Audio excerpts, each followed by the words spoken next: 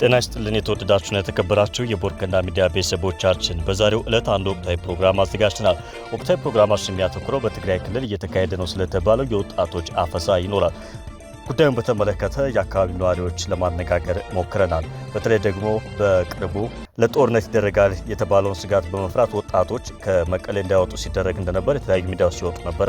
ይህን ተከትሎም ታዲያ አሁን ላይ በስልጣን ላይ በህገወጥ መንገድ ወደ ስልጣን የመጣው የህወሓት አስተዳደር ወጣቶችን እያፈሰ እንደሆነ ነግረውናል። ይህንን በተመለከተ እንግዲህ ያዘጋጀነውን ልዩ ፕሮግራም ወደ እናንተ እናደርሳለን። አብራችሁን ቆዩ በአክብሮት እንጋብዛለን። የቦርከንዳ ሚዲያ ቻናል ላይክ፣ ሼር እና ሰብስክራይብ በማድረግ አብራችሁን እንድትቆዩ በአክብሮት እንጋብዛለን። ወደ ፕሮግራሙ እናመራለን። መረጃ ምንጫችን ለመረጃ ለመስጠት ፍቃደኛ ስለሆኑ ከልብ እናመሰግናለን። እንደ አጠቃላይ አሁን በክልሉ ምንድነው እየተካሄደ ያለው? ከቅርብ ጊዜ ወዲህ በተለያየ አጋጣሚ በሶሻል ሚዲያም ወጣቶች እየታፈሱ ነው። የህወሓት አመራሮች ወጣቶች እንዲታፈሱ ትዕዛዝ አስተላልፈው በኃይል የወጣቶች አፈሳል ለጦርነት ዝግጅት እንዳለ የተነገረ ነው የሚል ነገር አለና በአጠቃላይ ያለው ሁኔታ ምን ይመስላል በሚለው ውይይታችን ጀምር። በተለያየ ቦታ ነው ያለው ማለት በከፊል በሰሜን ክፍል አካባቢ በሽሬ ዞን እና ተንቤን አካባቢ አለ። በዚህ በመቀሌ እና በኢንደርስ አካባቢ ደቡብ የለም። በቃ እንዋጋለን ምንም መፍትሄ የለም ባለፈው ስላወጀ ያው ወጣቱ እንዲተኛ ነው። ስለዚህ ያለው አማራጭ ማስገደድ ነው። ወጣቶች ብቻ ሳይሆን ታጋይ ነው በክብር የተመለሱም ለዚህ ነው። እሱ ቆይተዋል። በቃኝ ያልዋጋኝ ያለ ነው። በቃኝ ይብቃኝ። ባለፈው ለፎክያ ውጊያ የተሰዉት ወንድሞቼ አሁን ጦርነት ያስፈልገኝም ብለዋል። ግን ያው ኃላፊነት ያለው ጉዳይ ደግሞ ውጊያ ከሌለ ያው መኖር ስለማይችሉ ይሄ እድላቸው የሞከሩ ነው። በየትኛው አካባቢ ነው በተለየ መንገድ የሚያተኩረው? ከዛ ባለፈ ደግሞ የህብረተሰቡ ምላሽ ምንድን ነው? አሁን ካለው ነባራዊ ሁኔታ አንጻር ህዝቡ ምን ይላል? እንደዚህ ነው ያለው። አሁን የተነካው የመቀሌ አካባቢና እንደርሳ የደቡብ ዞን አልተነካም። እሱ አካባቢ ይሄን የተፈራ ነው መስራት ነው ያለው። በፊትም አጋጣሚ ትንሽ ወጣ ወደ ገጠር ነው ያለው ከመቀሌ ወጥቼ እና ገጠሩም ምንም ሁሉም በስራት ነው ያለው። አሁን ምን መሰለህ የምርጫ ተብሎ ነው እንጂ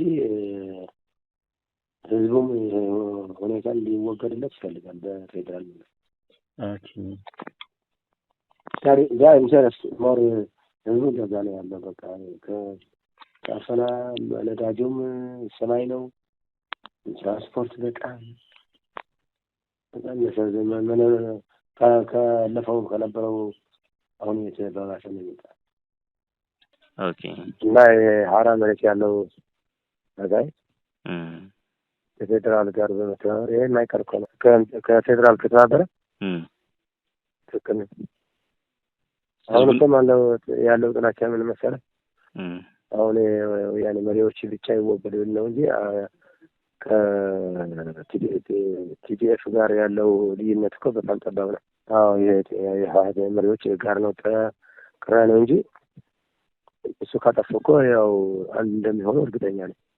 ያለው ስታፍ ነው ማለት ከእንትን ጋር ኮሚኒኬት ያደርግ አይደለም ከሀራ መሬት ካሉት አመራሮች እኮ ኮሚኒኬት ያደርግ ነው የናቀው። ስለዚህ እስካሁን የምርጫው ሁኔታ ስላለ ነው እንጂ እስካሁንም ፌደራሉ ይቆያል ብዬ አላስብም።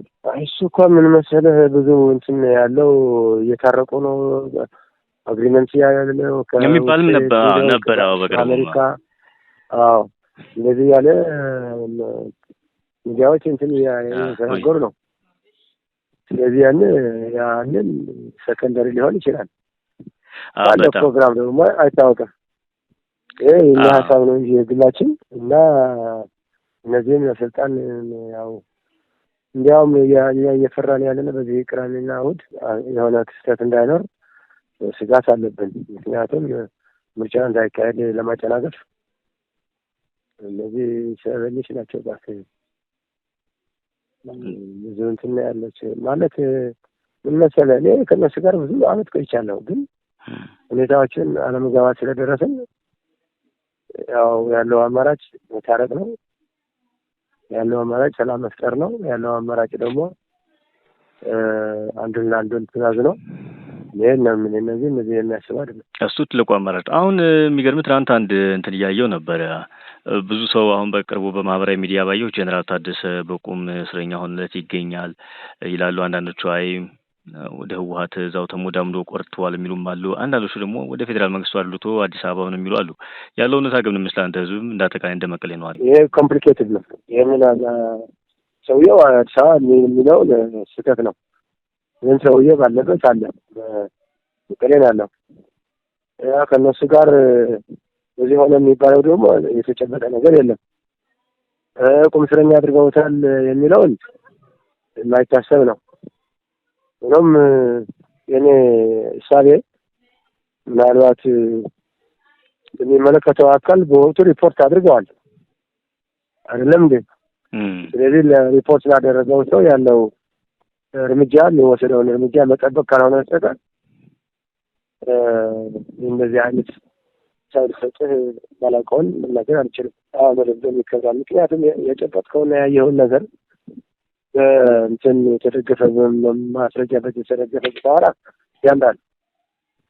እነዚህ ነው ያልካቸው ነገሮች ይወራሉ፣ ትክክል ነው። ስለዚህ ማህበራዊ ሚዲያ ደግሞ ሁሉንም እንትን ናቸው ብለህ መውሰድ ደግሞ ይከብዳል። በደምብ ደግሞ ያስቸግራል። ስለዚህ አሁን ሀራዎች ደግሞ የሚሉት ምርጫ ጠብቁኝ ብለዋል ጠቅላይ ሚኒስትሩ እያሉ ነው የሚናገሩ። ከምርጫ በፊት እንደማይሳተፍ አይነት ነው ከተረጋገጠ ምንጭ ነው። ያ እንደዛ የሚል የህብረተሰቡ ደግሞ የሚጠብቀው እንደዛ ነው። ለሁለት ዕድል ነው የተጠቀመው ሰውየው።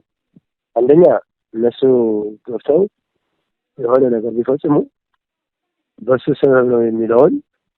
ምክንያቱም ምን መሰለህ፣ ጦርነት ለሁለት ሰው ነው የሚጠቅመው። ማለት የሚጎዳውም የሚጠቅመውም እንደዛ ነው አይደለም። አንዱ ይጎዳል፣ አንዱ ማለት አንዱ ይሸነፋል፣ አንዱ ያሸንፋል። ገብቶሃል? ፌዴራል መንግስት ቢያሸንፍ አስገብታቸዋል የሚለውን እሱን አይመለከተውም። እንደዛ ቢያሸንፉም እጄ የለሁበትም ማለት ሀገር ለሀገር ነው እንጂ እዛኝ ማለት የሚችል ክልል ለሀገር እዛኝ የሚል ፕሪንሲፕል የለም። ምክንያቱም መሰለህ በውስጥ ነው ያለው። አንድ ፌዴራል መንግስት አንድ አዋጅ እኮ አለ። አንድ ክልል ከአንድ ክልል ጋር ያለመስማማት ሲደርስ ወይም ከፌዴራሉ ያለመስማማት ሲደርስ ፌዴራሉ እርምጃ የመውሰድ ስልጣን አለው የሚል እኮ አለ በሕገ መንግስቱ ላይ።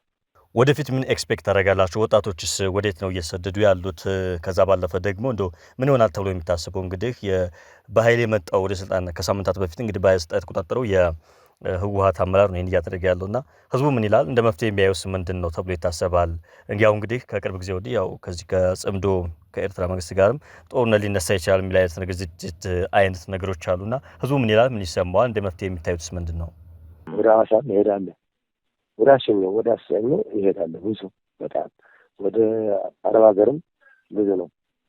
አሁንም አለ እንዳለ ነው የሚመስለኝ። ግን አንዴ ይኖራል፣ አንዴ ደግሞ ይከፍቱታል፣ አንዴ ይዘጉታል። እንደዚህ ነው። በቀደም አሁን የወንድሜ ልጆች ሄደዋል አዲስ አበባ። የፈለጉት ሰዎች እንደዛ ያወራሉ። የፈለጉ ደግሞ አሁን በፈጸመው ላይ የተለያየ ሀሳብ ነው ያለው። ያስፈልገናል አያስፈልገንም ነው። አንዳንዴም የሰው ኃይል የለኝም አላግዛቸውም፣ ግን የመሳሪያ እዛቸዋለሁ ይሄንን የሚሉ ዜናዎች አሉ። በማህበራዊ ሚዲያም አለ፣ በአንዳንድ እንትኖችም አለ እና ይሄ አለ ብለህ የምትጨብጠው ነገር ደግሞ ወሬው ብዙ ነው። 99 ጊዜ ነው የሚወራ። የመረጃ ምንጫችን መረጃዎችን ስላደረሱን ከልብ እናመሰግናለን። መልካሙን እንመኛለን። እግዚአብሔር ያክብርልን። ክቡራትና ክቡራን አድማጭና ተመልካች ቤተሰቦቻችን የዕለቱ ልዩ ፕሮግራማችን በዚህ መልኩ ተጠናቋል። ልዩ ፕሮግራማችን ደግሞ ያተኮረው ቀደም ሲል የተከታተላችሁት በትግራይ ክልል ስላለ የወጣቶች አፈሳ ጉዳይ ነበረ። ስለተከታተላችሁን እናመሰግናለን። ቦርከና ሚዲያ ቻናልን ሰብስክራይብ፣ ላይክ እና ሼር በማድረግ እንዲታበረታቱ በአክብሮት የጋበዝን በዚሁ እንሰናበታችኋለን። ጤና ይስጥልኝ።